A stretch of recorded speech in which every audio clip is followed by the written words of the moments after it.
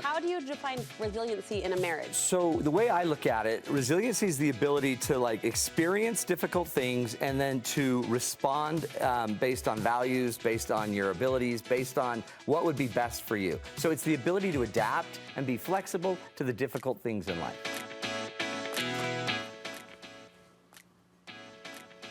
Last week on Studio 5, relationship contributor Dr. Matt Townsend shared 4 things resilient couples do, 4 practices or qualities that will help you and your spouse get through any trial.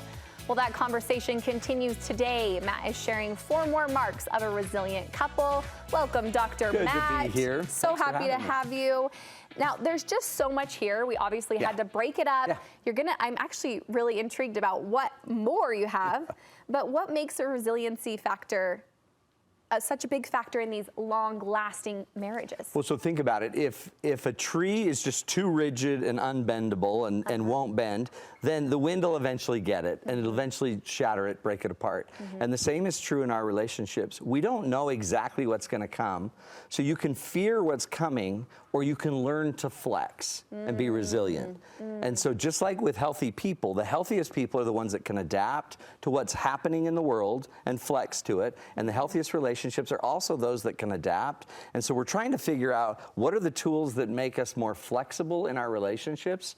And the more you just incorporate those ideas, those rules, those principles into the relationship, the more adaptive you are. And weirdly, the more you actually enjoy each other, because you're not afraid that we can't handle it. You know we can bend, we can flex. Yes, and then it seems like it gets rid of some of that tension and that expectation. Exactly. So if we can just bend. Oh, I love that Pretty analogy. powerful. Okay, so let's do a quick recap. Last week you shared these things that make resilient couples. They focus on fixing problems themselves and not their partners.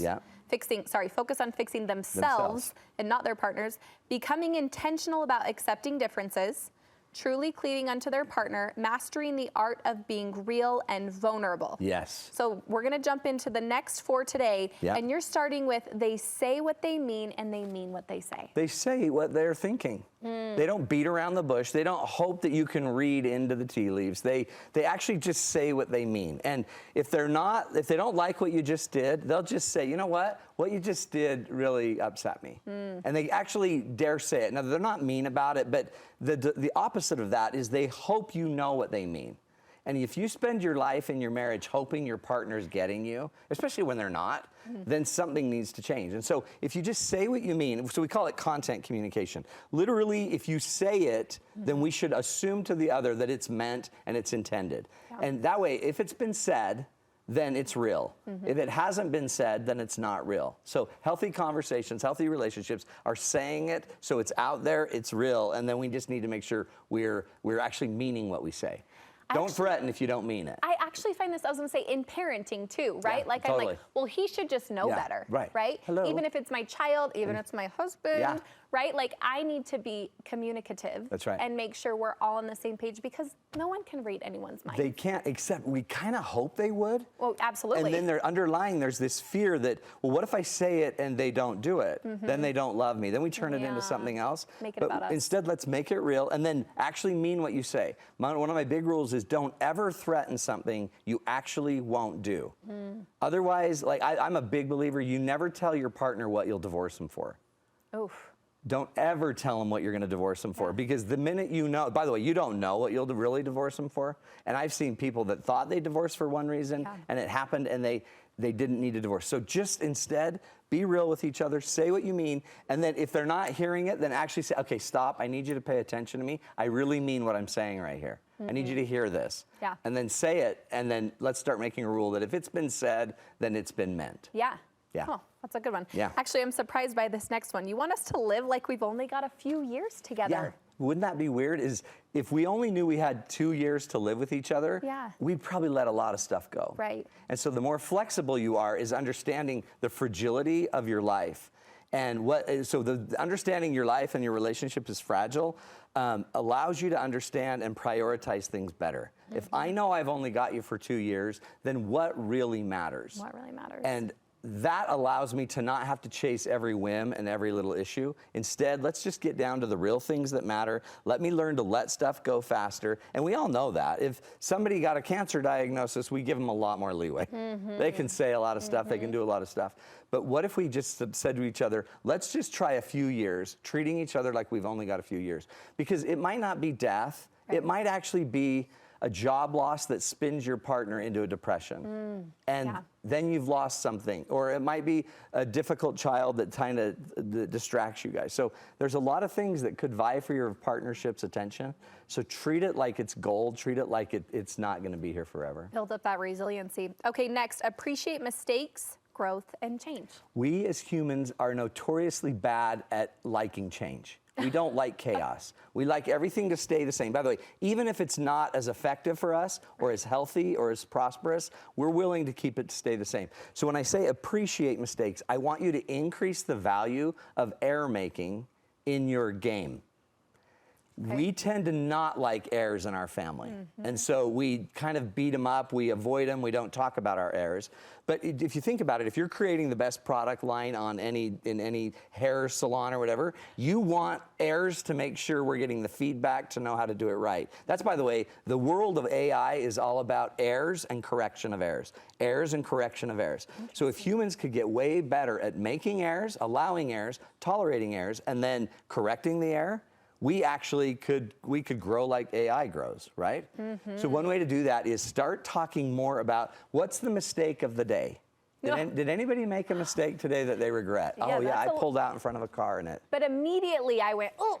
You recoil. I recoiled. That's because right. we don't want to talk about our mistakes. We don't want to talk about it. This air of like we're perfect. That's right. We're not. No. What we'd like to talk eventually about is the great change that came from the air. But if you'll notice, if you actually pulled out in front of somebody and it scared you, then how did you drive the rest of the way home? Well, I was very attentive and careful. The air actually brings us back to reality and helps us. So at the end of every week, you could do a check-in. Any growth moments we've had this week that have really made a difference? Anywhere where we stumbled? And then if we all talk about it, then all of a sudden it's okay to make the mistakes. And then we're teaching our children and our spouses, it's okay to mess up once in a while. I love that reflection time. Ooh, this last one, celebrate the silver linings. Every cloud has a silver lining, right? And so what if we could actually, instead of polarizing all of the clouds in our marriage and not liking our partner because they don't do this, they don't do this, what if we could actually start intentionally finding the good silver lining about that thing? So my wife and I did this activity once where it was about, we were talking about how I think she was a tightwad. She's too tight with her money. Did you just tell her? I think you're a tightwad. Yeah, we were in a fight about 50 cents, roughly, and because I had bought a beverage. Right. It was one of our first fights.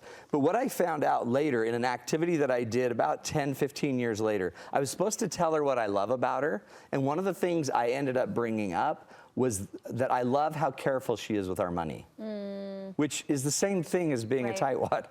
But when I framed it as a silver lining, it actually meant something. She's protecting our resources, our funds. So what if every single day you found the silver lining of the day with each other and you just talked about it?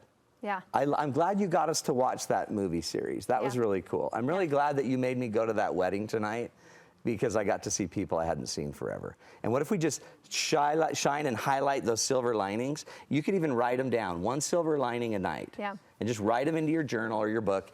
And now all of a sudden we're capturing the good, the silver of our lives. So good. It's powerful. Reframing. It's so good.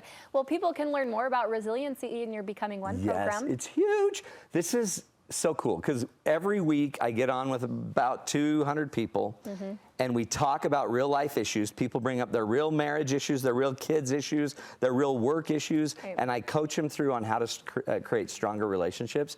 All you got to do, by the way, it's about as expensive as a date night.